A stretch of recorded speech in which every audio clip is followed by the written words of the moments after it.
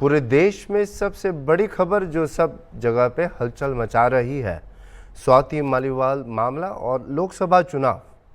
इन विषयों पर hornbill TV के राजनैतिक संपादक ऋषि भारद्वाज ने आम आदमी पार्टी नेता शेखर दीक्षित से की खास बातचीत। आइए एक नजर डालते हैं।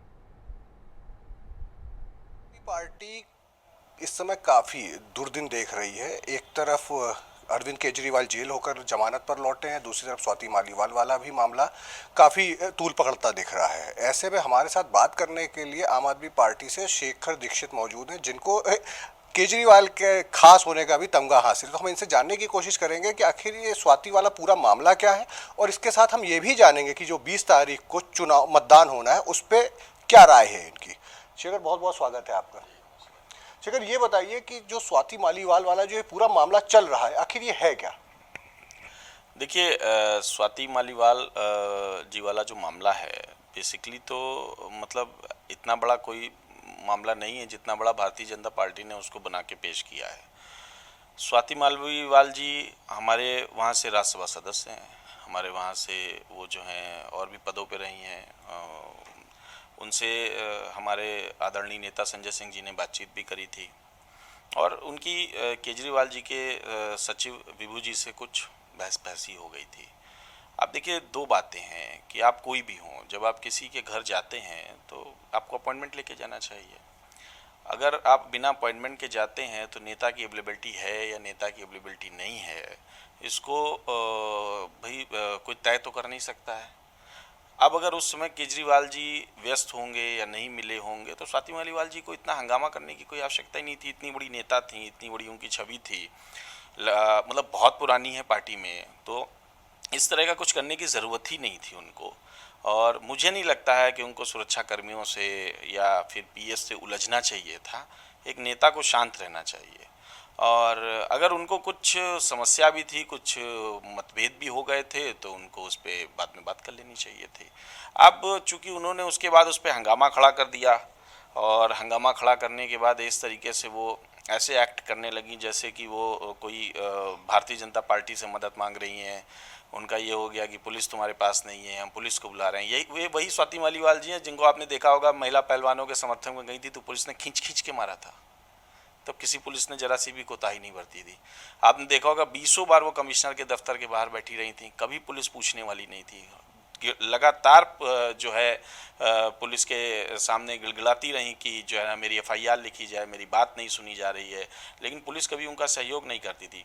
चूंकि आज ये मामला भारतीय जनता पार्टी को लगता है कि चुनाव के समय वो महिलाओं पर अत्याचार के रूप में पेश कर पाएंगे, इसलिए वो इसको इतना तूल दे रहे हैं। दूसरी बात, अगर भारतीय जनता पार्टी को ऐसा लगता है कि किसी महिला के साथ बदतमीजी हुई है तो ये एक मामला है। तो मणिपुर में आपको याद होगा कि कारगिल योद्धा की पत्नी को नग्न अवस्था में घुमाया गया था, सैकड़ों महिलाएं वहाँ पे मर गईं, जिनकी हत्या कर दी गई। क्या किया, क्या जवाब दिया, क्या? तो अब मुझे ये बताइए, तो ऐसे में क्या केजरीवाल को सामने आकर ये नहीं कहना चाहिए कि मालीवाल जो भी बोल रही सारी बातें गलत हैं और ऐसा कुछ भी नहीं हुआ था? उनकी चुप्पी जिस तरह से लखनऊ में भी देखने को मिली, वो कहीं ना कहीं खुद सवाल खड़े कर रही है कि कहीं ना कुछ तो गड़बड़ है। देखिए, आप मुझे इसमें एक बात बताइए, केजरीवाल जी की बात ही कहाँ है? उन्होंने तो कहा नहीं केजरीवाल जी ने उनके साथ बदतमीजी की है। उन्होंने ये तो कहीं कहा नहीं है कि केजरीवाल जी उसके लिए कोई दोषी हैं। अगर उनके सचिव या सुरक्षा कर्मियों से उन्होंने हाथापाई कर ली है, या कोई बातचीत कर ली है, या कोई मतलब लूज टॉक कर ली है, तो उसमें केजरीवाल जी की जिम्मेदार कैसे हुए? और केजरीवाल जी इस पर सफाई दें तो क्या दें? शेखर भाई, घर घर तो केजरीवाल का था ना वहां पर। तो अगर किसी के घर में कोई घटना हो रही है किसी महिला के साथ, तो कहीं ना कहीं जवाबदेह उस घर का मालिक बनता है या नहीं बनता है? वो तब तक बनता है जब घटना घर के अंदर हो। जब घटना पुलिस के पास चली गई, जांच एजेंसी के पास चली गई, तो जांच एजेंसी खुद ही तय करेगी ना कौन गलत है कौन सही है। देखिए, घर का मालिक तब तक होता है जिम्मेदार जब तक वो बात घर की चार दीवारी के अंदर होती है। अगर ये चार दीवारी के अंदर की बात होती तो मुझे लगता है केजरीवाल जी बिल्कुल बात करते। लेकिन जब आप उस मैटर को सड़क पे ले आए हैं, आपने उस मैटर पे आपने एक एक्ट करने की कोशिश करी है, क्या कहूँ, गाँव में तो इसको बहुत ही गंदे शब्दों में कहा जाता है। तो अब उसमें केजरीवाल जी क्या बोलें, और बोलें तो क्या बोलें कि हमारे साथ जो इतने दिन से काम कर रहा था आज उसने हमारे साथ गलत किया? क्या बोलें कि आज जिसको हमने यहाँ तक पहुँचाया, जिसको हम यहाँ तक लाए, जिसको बहुत लोग क्या मतलब कैपेबल थे जिनको राज्यसभा भेजा जा सकता था, स्वाति जी को भेजा गया महिलाओं की तरफ से, क्या ये करने के लिए भेजा गया था? क्या बोलें वो। और फिर विभो जी भी उनके इतने पुराने साथी हैं, सारी चीज़ों का मैनेजमेंट चीज़ें वो सारी की सारी देखते हैं। आप एक तरह से बिल्कुल पारिवारिक उनको आप समझिए, क्या मतलब या वो उनके लिए बोले तो ठीक है। अब अगर आपने कानून के पास आप चले गए हैं इस चीज़ के लिए कि इसका फैसला कानून करेगा तो कानून करेगा। अगर आप केजरीवाल जी के पास आए होते तो मतलब ये मान लिया जाए कि आम आदमी पार्टी ये मान के चल रही है कि जो कुछ भी हुआ वो कठपुतली बनकर आई थी भारतीय जनता पार्टी की, और उन्होंने वैसा ही कुछ किया जैसा उनको पढ़ा लिखा के भेजा गया था। देखिए, आज के एपिसोड से तो हम ऐसे ही कहेंगे। आज जिस तरीके से वीडियो सामने आ रहे हैं, आप मुझे बताइए, आप भी वीडियो देख के आप साफ समझ रहे होंगे कि किस तरीके से उनको मना किया जा रहा है कि नहीं है सर, आप रहने दीजिए। वो बदतमीजी वो कह रही हैं मैं तो नौकरी ले लूंगी। ये भाई असभ्य भाषा और अशब्दों का प्रयोग तो लगातार उनके द्वारा किया जा रहा है। तो ये तो कहा ही जाएगा कि चूंकि केजरीवाल जी तुरंत आए थे, अब उनको फिर बदनाम करने के लिए कुछ ना कुछ भाजपा को चाहिए था, तो एक भाजपा के एजेंट की तरह उन्होंने काम कर दिया पूरा का पूरा। अब उसमें वो कहती है हम बहुत पुराने हैं, तो ठीक है, मतलब पृथ्वीराज चौहान की पीठ में भी जो है छुरा किसी अपने ने ही घोपा था, और जयचंदों की कमी कहाँ है यहाँ। चलिए ठीक है, अभी ये वाली बात खत्म करते हैं, यूपी पे आते हैं। यूपी में 20 तारीख को मतदान होना है कई सीटों पर, जिसमें से 13 सीटें बीजेपी के पास थी। तो अभी आपको क्या लग रहा है कि लखनऊ, बाराबंकी, रायबरेली और आसपास जो भी होना है वहाँ पर एनडीए कितना मजबूत है, आप उसको मारे, और इंडिया जो है वो कितनी टक्कर दे पाएगा यहाँ पर, जबकि राम मंदिर बनकर तैयार हो गया है, हर तरफ राम की एक लहर है, जैसा कि प्रचारित किया जा रहा है कि रामलला को जो लाए थे वो आ गए, वो फिर से आ रहे हैं, हम और बेहतर इसको करेंगे। ये भी कहा जा रहा है कि अगर दूसरे लोग, इंडिया गठबंधन की अगर सरकार बन जाती है तो राम मंदिर पर बुलडोजर तक चल जाएगा। तो मतलब क्या है, आपको क्या लग रहा है कि इन सब बातों का कितना असर देखने को मिलेगा, और ख़ास तौर पर राजनाथ सिंह लखनऊ में कितने सुरक्षित हैं? देखिए, पहली बात तो मैं ये बताना आपको चाहूँगा कि राम मंदिर उत्तर प्रदेश के सभी व्यक्तियों के लिए एक आस्था का केंद्र है, इसमें कोई दो राय नहीं है। दूसरी बात, राम मंदिर में मोदी जी का कोई योगदान नहीं है। आज अगर राम मंदिर में योगदान देना हो भारतीय जनता पार्टी में, तो उससे 10 गुना ज़्यादा योगी आदित्यनाथ का योगदान है। मंदिर को सजाना, मंदिर को बनाना, मंदिर के लिए ज़्यादा संघर्ष करना, मुझे लग रहा है जब मोदी जी ने संघर्ष नहीं किया होगा मंदिर के लिए, तब योगी जी और योगी जी के जो बड़े गुरु जी थे वो संघर्ष करते आए थे। मोदी तो जबरदस्ती सबका श्रेय खुद लूटने के चक्कर में, जैसे वो कहते नहीं, और सबके फीते खुद ही काट रहे हैं। मतलब आप मान के चल रहे हैं कि अरविंद केजरीवाल जो कहते हैं कि अगर इनकी भी सरकार आ जाती है, मोदी फिर से प्रधानमंत्री बन जाते हैं, तो योगी यहाँ से हटा दिए जाएंगे, ऐसी सहानुभूति क्यों है योगी आदित्यनाथ के साथ, ये मतलब कुछ बताना चाहेंगे आप? देखिए, कोई सहानुभूति नहीं है। हम देश के सामने या हमारे नेता देश के सामने ये कहना चाहते हैं कि मोदी किसी के सगे नहीं है। मोदी ने जब जो कहा वो जुमला साबित हुआ। मोदी ने कहा हम 2 करोड़ नौकरियां देंगे, 2 करोड़ नौकरियां नहीं दी। मोदी ने कहा था 15 लाख रुपए आएंगे, कह दिया ये तो जुमला है। अमित शाह जी ने कह दिया तो एक मजाक की बात है।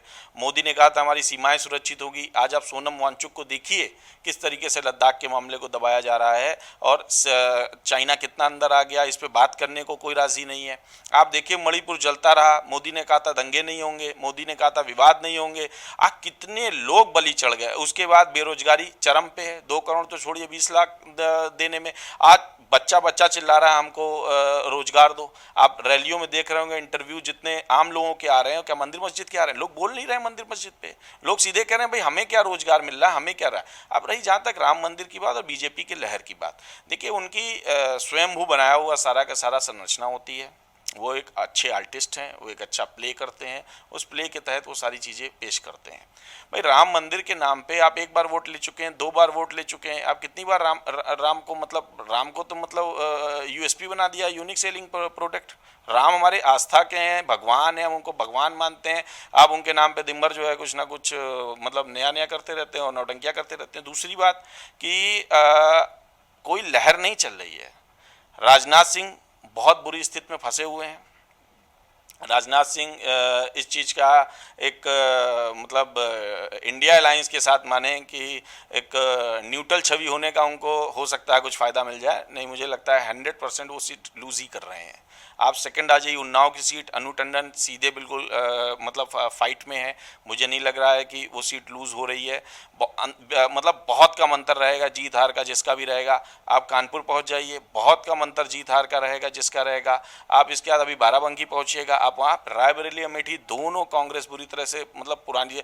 स्मृति ईरानी जी इतनी हताश हो गई हैं कि अब वो प्रियंका गांधी की मिमिक्री कर रही हैं, फालतू की बातें बोल रही हैं। और तो मुझे लगता है कंगना रनावत के आने के बाद ही स्मृति ईरानी मिमिक्री करने लगी होंगी, क्योंकि उनको पता लग गया होगा मेरी जगह अब कोई और लेने आ गया है।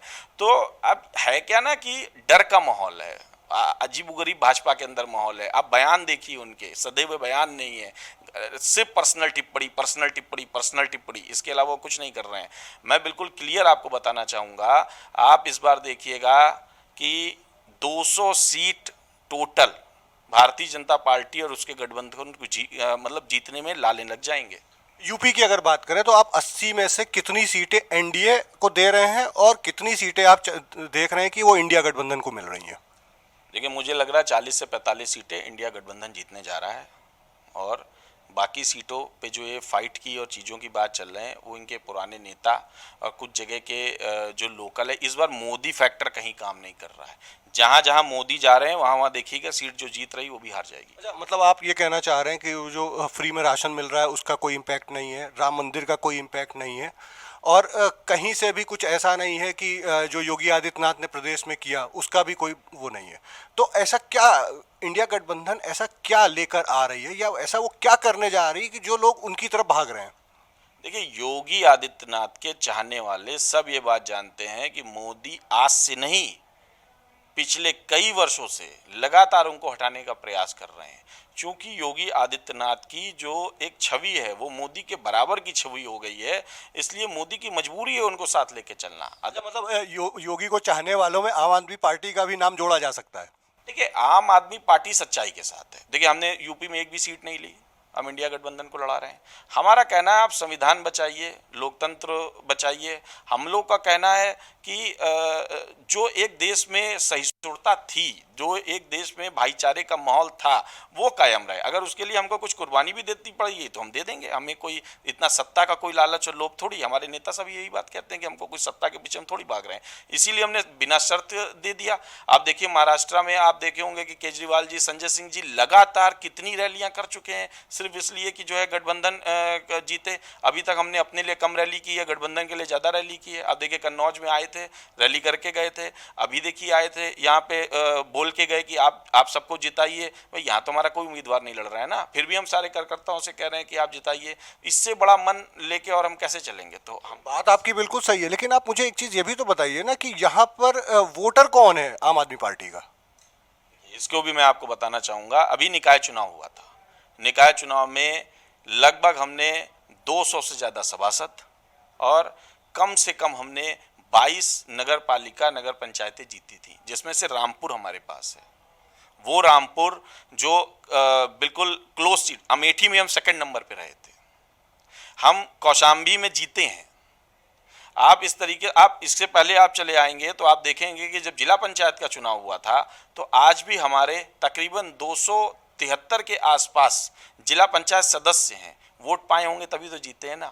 ठीक है, हम अभी विधायक और सांसद नहीं बना पाए, समय लगता है भाई। 10 साल में हम राष्ट्रीय पार्टी हो गए हैं, 10 साल में आज हम 5-7 प्रदेशों में सीधे प्रभाव डालते हैं। तो हमें लगता है अगले कुछ साल में आपको देखने को मिलेगा कि यहाँ हम व्यापक प्रभाव डालेंगे।